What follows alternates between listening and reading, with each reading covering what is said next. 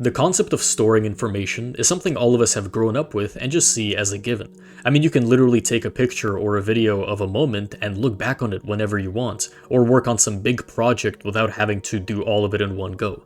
All of this exists because of the concept of data storage. While physical storage is very straightforward, the ability to keep information somewhere outside of your own head so that you're able to build upon it and share it with other people has been historically difficult. This is what we use our devices for, and we're used to using files to both store and access our data. But of course, this is just a brief moment in history, and things were different back then, and things will be different in the near future.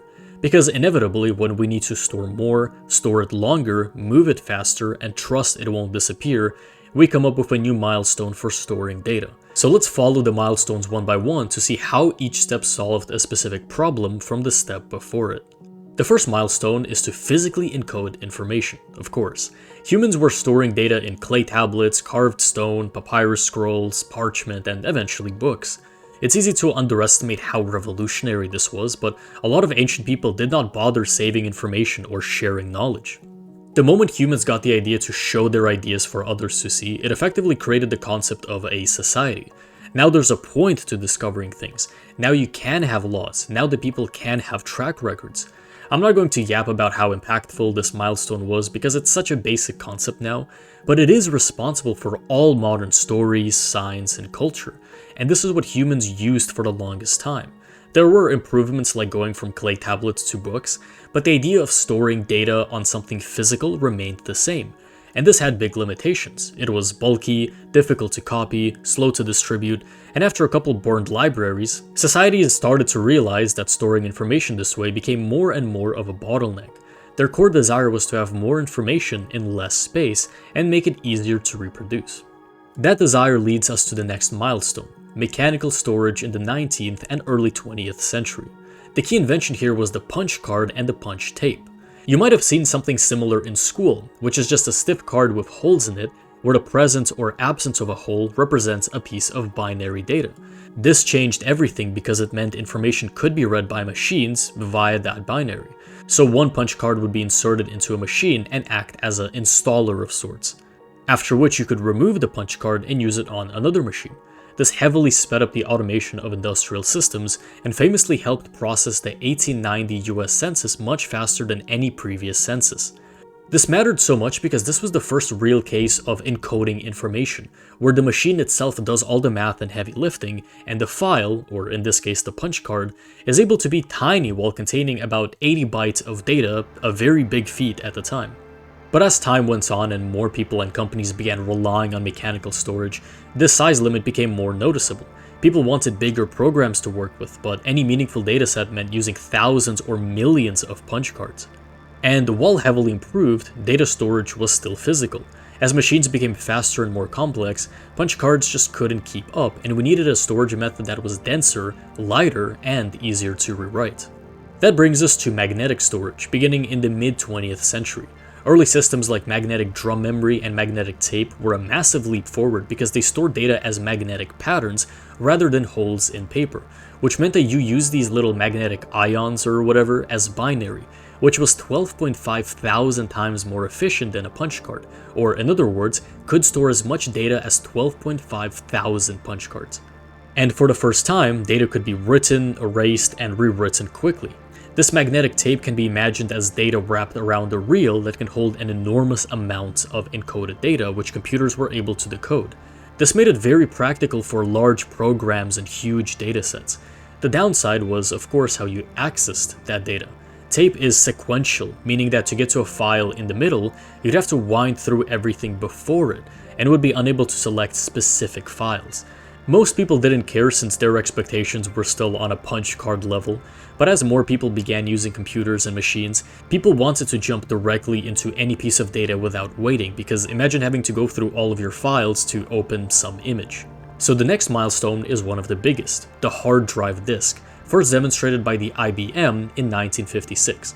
The The challenge, and thus the accomplishment, was implementing random access. So instead of a tape you'd scroll through, a hard drive stored data on spinning disks, and a read/write head could move to the exact spot you want when given what we call location coordinates that each file contained. So opening any file meant that instead of scouting everything, you'd only scout the part of the disk that the file would provide, if that makes sense. That meant computers could retrieve data almost instantly no matter where it was stored. Now, the first hard drive stored about 5 megabytes and was the size of a refrigerator, but now we had proof that direct access storage is possible, which opened up a huge number of possibilities for computers such as real-time systems, much more complex software, and more interactiveness in general. The challenge from here was no longer can we store data, but can we store enough of it to match growing software and user needs, and can we make storage portable? So then, very surprisingly, portability became the next milestone with floppy disks in the 1970s through the 1990s. They were essentially these small, flexible magnetic disks inside a protective shell. They seem outdated now, and they are, but they were so globally popular because they let ordinary people move digital files from one machine to another. Before the disks, sharing data meant using those bulky tape reels or staying inside one system with your hard drive. But with floppy disks, you could carry your work, your programs, and your games just in your pocket, and use them on any hard drive. This helped create the early culture of personal computing. Software companies could distribute products easily, students could now save their homework and take it home, offices could move files between computers, it was all great. But as with everything in this video, floppy disks hit a wall. Even the more expensive and advanced disks only could hold a few megabytes, and software growth was again quickly outpacing that. By the 1990s, even a simple program could fill multiple disks.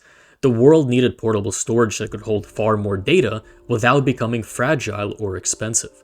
And that need leads to optical storage, starting in the 1980s. First came the compact disks, or what you likely know as CD. Instead of magnetism, data was stored as tiny physical grooves called pits and lands in a plastic disc read by a laser. CDs could hold around 700 megabytes, an enormous jump over floppies.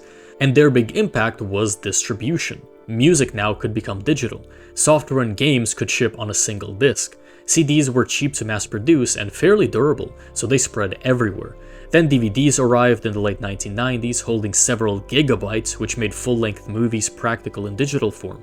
Blu-ray pushed that further for high-definition media. Optical storage mattered because it normalized the idea that digital content could now be a mainstream product, which led to the creation of Overwatch 2, so whether that was worth it is still debated. And as good as CDs were, they could still scratch, writing to them at home was slower and less reliable than copying to magnetic media, and most importantly, they were still physical objects.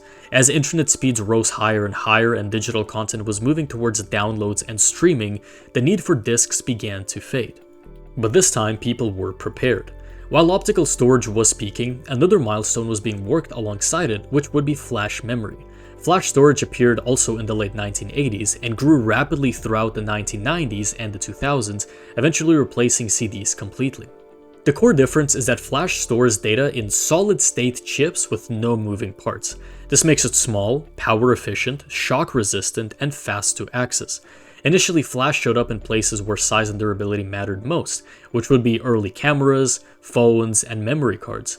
Then USB flash drives spread everywhere because they were simple, reusable, and could hold far more than any floppy disk.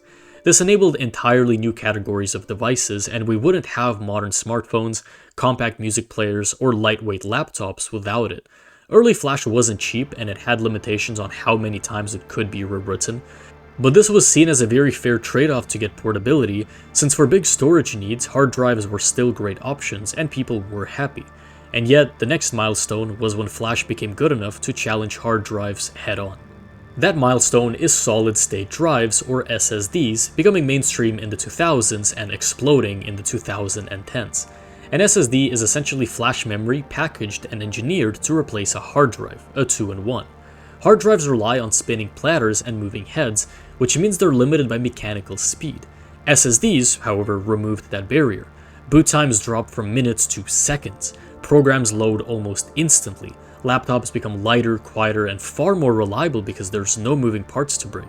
Over time, SSDs became even cheaper, larger, and faster, especially with advances that allowed data to flow directly at very high speeds.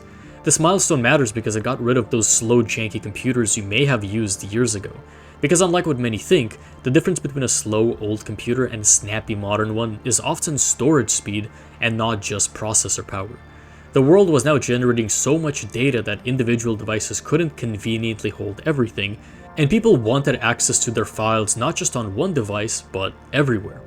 That need leads directly into one of the most important milestones of all, which became standard in the 2010s. Cloud storage made everyone go from storing files on their own hardware only to storing them on remote servers that you can access from anywhere.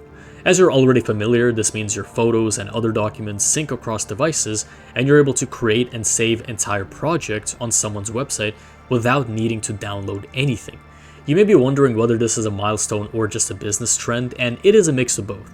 The reason cloud services are so large and popular is because people clearly found them useful and convenient enough to use over just local storage. And to make this work, companies built massive data centers full of redundant storage systems.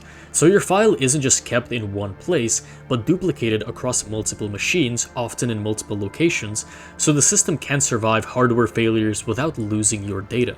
There are of course a lot of critiques of cloud storage, and some people choose to trust their local storage only, but I think the convenience that cloud provides is super valuable, especially with how simple it becomes to connect files from multiple devices when before you'd have to be a lot more tech literate to do something like that. And this is our default today. The next milestone that's being worked on is something called DNA storage as one example.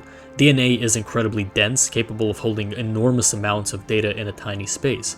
All of English Wikipedia is actually currently being stored inside synthetic DNA, about 16 gigabytes worth of data.